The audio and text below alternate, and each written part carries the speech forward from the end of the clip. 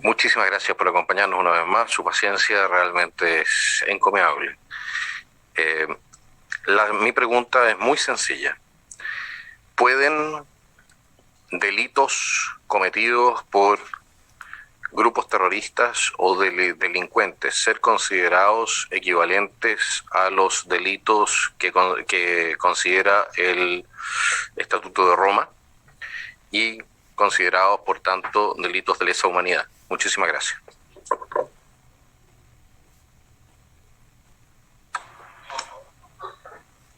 Vamos a hacer de dos puntos para que y vamos a ir en la misma línea. En el fondo, tal vez más agotado. Profesor, un grupo organizado con capacidad, en el fondo, de ejercer la fuerza y afectar a distintas poblaciones o distintos otros grupos, que de forma sistemática, en el fondo, realiza actos, ya sea quema, ya sea amenaza, o cualquier otra manifestación de violencia, puede llegar a constituir una violación, una entidad que viole los derechos humanos sin ser agente del Estado. Gracias, profesor.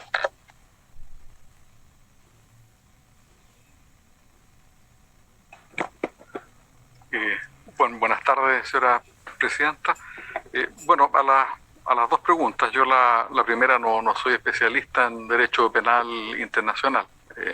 Ahora, entiendo que esas situaciones de conflictos armados sí podrían, siendo previamente calificados de conflictos armados, entrar en ese tipo de hipótesis penales.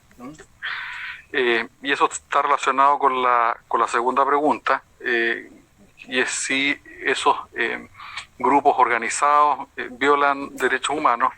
Ahí la respuesta creo yo que es más simple todavía, porque la da el artículo 9 de la Constitución, que dice que el terrorismo es por esencia contrario a los derechos humanos. Entonces, si uno califica una hipótesis de terrorismo, comete una violación de derechos humanos, independientemente de cuál sea si actúen o no actúen como agentes del Estado. No sé si me explico, y con eso le respondo a su pregunta.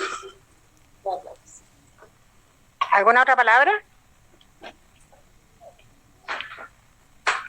Diputado Guzmán. Profesor, primero muchas gracias por su asistencia nuevamente y por la paciencia. El otro día tuvimos una presentación en esta comisión de la Biblioteca del Congreso Nacional, que en uno de su informe señala que un Estado podría ser responsable por los efectos de la conducta de particulares si es que ha fallado en adoptar las medidas necesarias para prevenir esos efectos, como una omisión respecto a la protección de los derechos humanos de las personas. Nosotros, y voy a ser así súper directo en la pregunta para ver una apreciación desde la academia respecto al tema. En la macrozona sur nosotros vemos constantes hechos de violencia que afectan a personas. ¿Puede que el Estado, en su conjunto y a lo largo de su historia, esté fallando en entregar protección a esas personas como una violación de derechos humanos? ¿Podríamos considerar que esa omisión del actuar del Estado sea una violación en los derechos humanos de las personas? Eso es...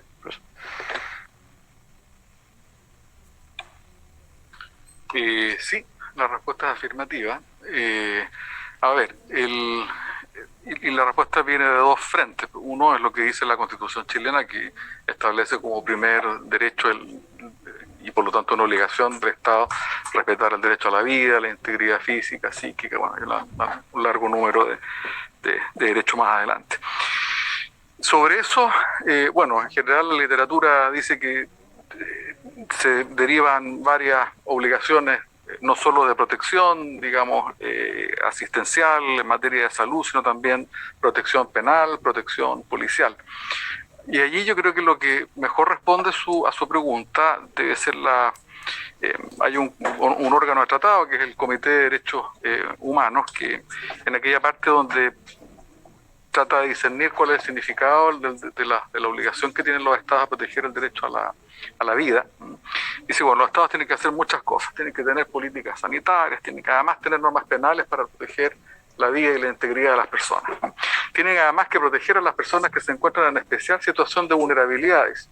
Y esa vulnerabilidad es, yo estaba escuchando recién lo que la reunión anterior, bueno, puede ser por algo circunstancial o por una cuestión ya más estructural, como pertenecer a ciertos grupos desaventajados. En el ejemplo o en el caso concreto que usted me propone, ciertamente hay o puede haber un grupo de la población que se encuentre en una situación de desventaja, y frente a ello el Estado tiene el deber de investigar, de perseguir esos delitos, junto con otorgar protección a la población. Y eso emana, como le digo, del comentario del modo como Naciones Unidas ha entendido que significa el deber de proteger la vida. Por la forma institucional, quiero decir, del actuar de los tribunales de justicia, de las policías, en el caso nuestro que tenemos un Ministerio Público, de la Fiscalía, en fin, de todos los órganos concernidos también en la protección de las personas en ese tipo de circunstancias. Y si el Estado falla en esa obligación, bueno, infringe un derecho constitucional en los términos de la Constitución vigente, o un derecho humano en los términos un derecho civil en los términos del Pacto de Derechos Civiles y Políticos. Ahí creo que no hay dos opiniones, creo yo. Diputado Kaiser. Profesor, ¿cómo se establece una situación de conflicto? O sea, ¿quién determina o da una definición jurídica del inicio de un estado de conflicto? ¿O solamente es observable? ¿Quién reconoce dicha situación para que empiece a aplicarse el Estatuto de Roma?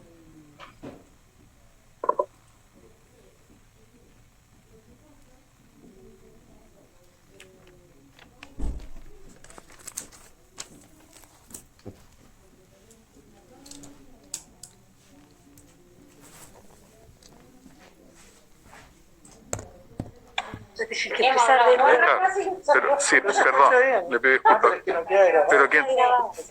De acuerdo, pero quien tiene la última palabra en ese caso es el Tribunal Penal Internacional. Distinto el caso del delito, digamos, de terrorismo, que esa es una calificación que tienen los tribunales chilenos y es una competencia de los órganos internos, diría yo.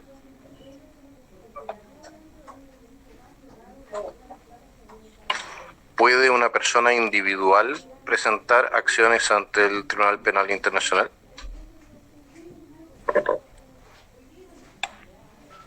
Yo entiendo que eso es una legitimación que no está reservada a los órganos nacionales. Ahora, entiendo que el tribunal, y con esto cierro yo sin ser, digamos, insisto, especialista en eso, no es mi materia, conoce conflictos cuando escalan a un nivel, digamos, como lo que sucedió en la ex Yugoslavia.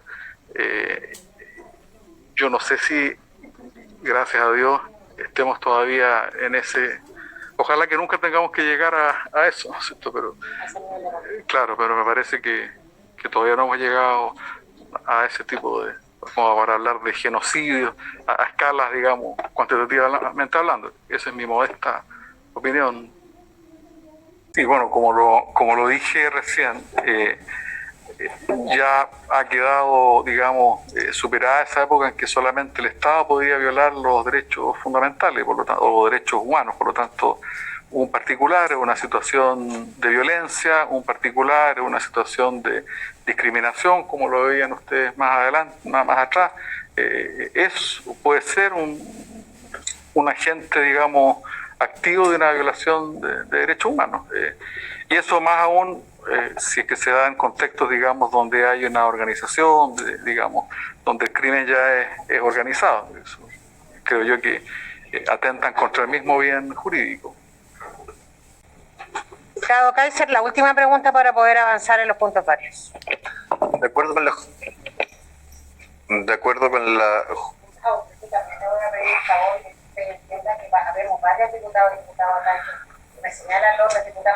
Es que nadie más había pedido la palabra, por eso... Exactamente. Tiene la palabra, solo le pido un poco de respeto por el resto también. De acuerdo. Mi consulta es la siguiente. ¿Cómo se explica el diferente trato cuando se trata de violaciones de derechos humanos, entonces, por aquellos cometidos por organizaciones criminales o terroristas, respecto de aquellas que comete el Estado en tribunales? Muchas gracias. Repito mi pregunta. ¿Cómo se explica la diferente jurisprudencia de los tribunales cuando se trata de violaciones de derechos humanos cometidas por particulares respecto de aquellas miembros de grupos terroristas o criminales, respecto de aquellas cometidas por funcionarios del Estado. Muchas gracias.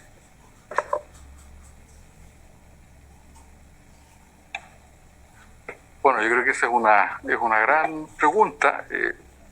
La respuesta es, bueno, yo diría que tiene dos planos.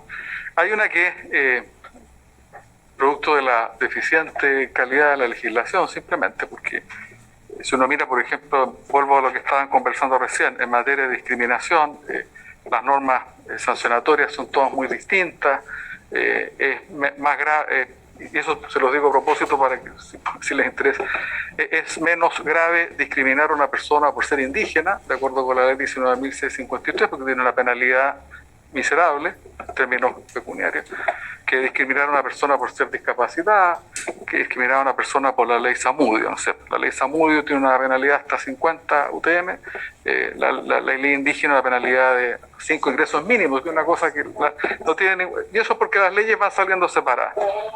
Y son todas hipótesis de discriminación, pero la ley que penaliza es discriminatoria. Pues ese es el problema, porque ese mismo hecho, claro, bueno, eso lo menciono simplemente a la pasada, porque como la legislación aquí se atacó el problema indígena con la ley del presidente Elwin, la ley Zamudio vino después, no había un tratamiento unitario. Entonces, lo mismo pasa en materia, digamos, no hay necesariamente una explicación sistémica, así puede darse que sea por distintos tratos de las leyes especiales. Y eso cuando el Estado viola los derechos humanos o cuando las personas violan los derechos humanos en distintos contextos regulatorios, por decirlo así.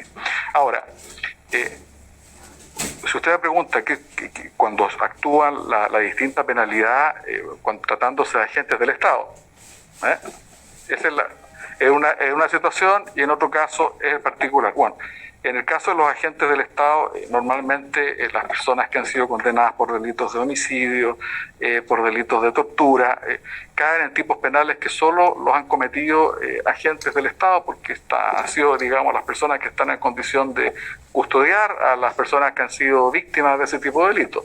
No así el caso, por ejemplo, de un narcotraficante, que uno puede entender que por tratarse de bienes jurídicos distintos, en el primer caso usualmente será más grave que en el segundo, porque el narcotraficante, por muy crueles que sean sus métodos, no se encuentra en una posición de garante que es el que tiene, por ejemplo, el Estado, digamos, los servidores públicos, y eso puede justificar, creo yo, legítimamente que la penalidad en el primer caso sea más agravada.